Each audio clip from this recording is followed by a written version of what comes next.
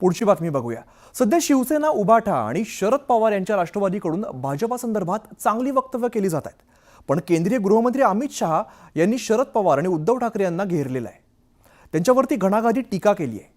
शरद पवार यांनी कायमच दगाफटक्याचं राजकारण केलंय। त्यांचं राजकारण 20 फूट जमिनीत गाडण्याचं काम राज्यातील जनतेनं केलं। तसंच बाळासाहेबांची विचारधारा सोडून गद्दारी करणाऱ्या उद्धव ठाकरे यांना जनतेने जागा दाखवलेली आहे। अशा शब्दांमध्ये अमित शहा यांनी दोन्ही नेत्यांवरती तोफ टाकली आहे। महाराष्ट्र के विजय के कई मायने।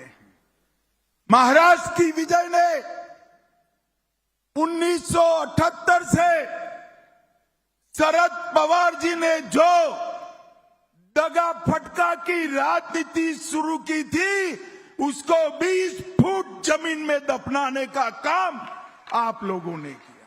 उद्धव ठाकरे जी ने हमारे साथ जो द्रोह किया था, 2019 को विचारधारा छोड़ी थी और बाला साहब ठाकरे के सिद्धांतों को छोड़ा था। झूठ फरेब कर मुख्यमंत्री बने थे। वो उद्धव ठाकरे जी को आपने उनकी जगह बताने का काम किया है। तर विधानसभा आणि लोकसभेच्या निवडणुकांनंतर आता सर्व राजकीय पक्षांचं लक्ष हे पालिका निवडणुकांकडे लागलेलं आहे। भाजपच्या अधिवेशनात सुद्धा मुख्यमंत्री देवेंद्र फडणवीस आणि गृहमंत्री अमित शहांनी पालिका निवडणुकीचं रणशिंग फुंकलंय। येत्या 3 ते 4 महिन्यात स्थानिक स्वराज्य संस्थांच्या निवडणुका होतील असं मुख्यमंत्री म्हणालेत। तर अमित शहांनी येऊ घातलेल्या नगरपालिका निवडणुका आपण जिंकणार असल्याचा विश्वास व्यक्त केलेला आहे। राज्य संस्थांच्या निवडणुका येणार आहेत। जवळपास माझा अंदाज आहे की पुढच्या 3-4 महिन्यात, अर्थात सुप्रीम कोर्टातनं निर्णय झाला तर पण तो निर्णय शेवटच्या टप्प्यावर आहे, त्यामुळे तो निर्णय झाला तर येत्या 3-4 महिन्यात या निवडणुका होतील। या निवडणुकांची तयारी देखील आपल्याला करायची आहे आणि जसा महाविजय हा महायुतीने या ठिकाणी महाराष्ट्रात विधानसभेत मिळवला, तसाच महाविजय आपल्याला महाराष्ट्रामध्ये स्थानिक स्वराज्य संस्थांमध्ये देखील मिळवायचा आहे। ऐसी आवाज नहीं चाहिए, मुंबई तक आवाज जानी चाहिए कि आने वाले स्थानीय स्वराज के चुनाव में इससे भी प्रचंड विजय भाजपा की होने वाली है। बाळासाहेब ठाकरे यांच्या स्मारकाच्या लोकार्पण सोहळ्याला त्यांचे विचार मानणारे येतील, त्यांचे विचार सोडणाऱ्यांचा संबंध नाही असं विधान उद्धव ठाकरे यांनी केलं होतं। या विधानाचा उपमुख्यमंत्री एकनाथ शिंदे यांनी चांगला समाचार घेतलाय।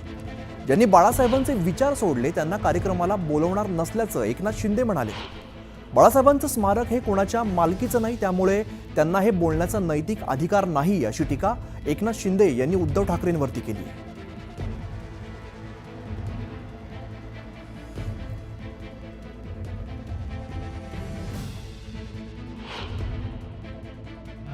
ज्यांनी बाळासाहेबांचे विचार सोडलेले ते सगळे आज सुद्धा येऊ शकतात।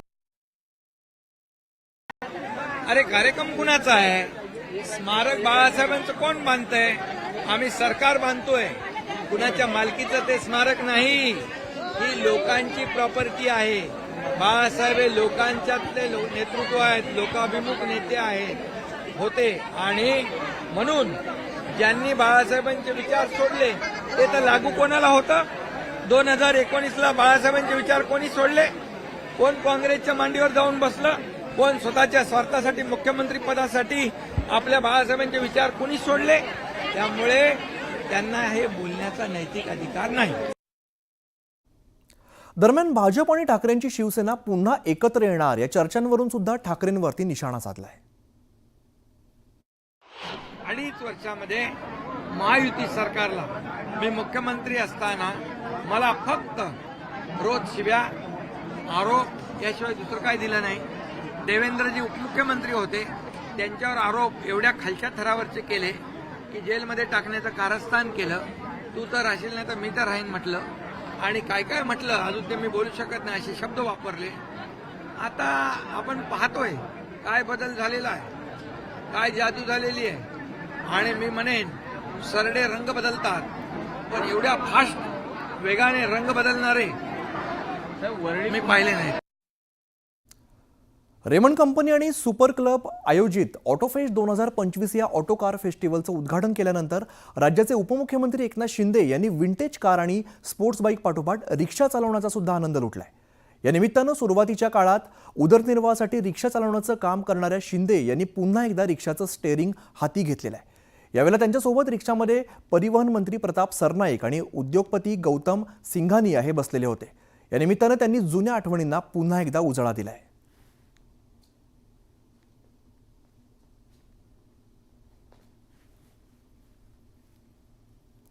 तर इकडे पुण्याच्या बाजारामध्ये हंगामातील पहिला आंबा दाखल झालेला आहे. पुण्यातील मार्केट यार्ड जवळ फळ बाजारात कोकणातील आंबा दाखल झालाय. आंब्याचा सीझन पुढील 1 ते 1.5 महिन्यात सुरू होणार आहे आणि यापूर्वीच अर्थात यंदाच्या हंगामातील केशर आंब्याची पहिली पेटी पुण्यातील मार्केट यार्डमध्ये दाखल झालेली आहे. कोकणातून आलेल्या आंब्याच्या पेटीची बाबा मिसाळ यांच्या हस्ते विधिवत पूजा करण्यात आली. पहिल्या मानाच्या 5 डझन आंब्याच्या पेटीला 31,000 रुपये इतकी किंमत मिळालेली आहे. म्हणजे एका आंब्याची किंमत जवळपास 584 रुपये इतकी आहे. रावसाहेब कुंजीर यांनी ही पेटी विकत घेण्याचा मान मिळवलाय. पिकलेला आंबा हा दरवर्षी एप्रिलमध्ये बाजारपेठेत विक्रीला येतो, पण पुणे शहरात या हंगामातील आंब्याची पहिली पेटी आजच दाखल झाली आहे.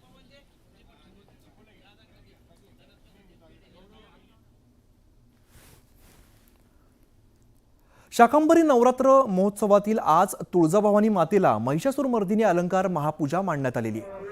तुळजाभवानी मातेने दैत्यराज महिषासूर बरोबर युद्ध केलं. हे युद्ध 9 दिवस चाललं.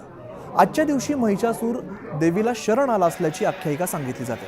त्यानुसार शाकंभरी नवरात्र महोत्सवाच्या 7व्या माळेला महिषासुरमर्दिनी या स्वरूपामध्ये देवीची अलंकार पूजा बांधण्यात येते. रविवारचा सुट्टीचा दिवस असल्यामुळे दर्शनासाठी तुळजापुरात भाविकांनी मोठी गर्दी केली.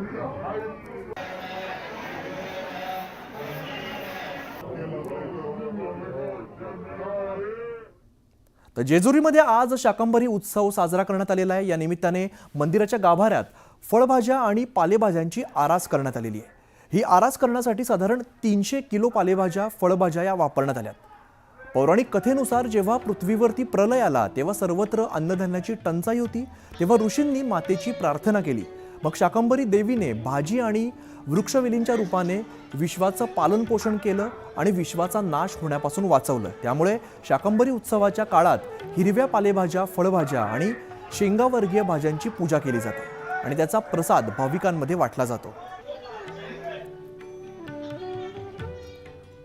तर इकडे सोलापूरचं ग्रामदैवत शिवयोगी सिद्धरामेश्वर महाराजांच्या मानाच्या 7 नंदीध्वजांच्या मिरवणुकीला सुरुवात झालेली आहे.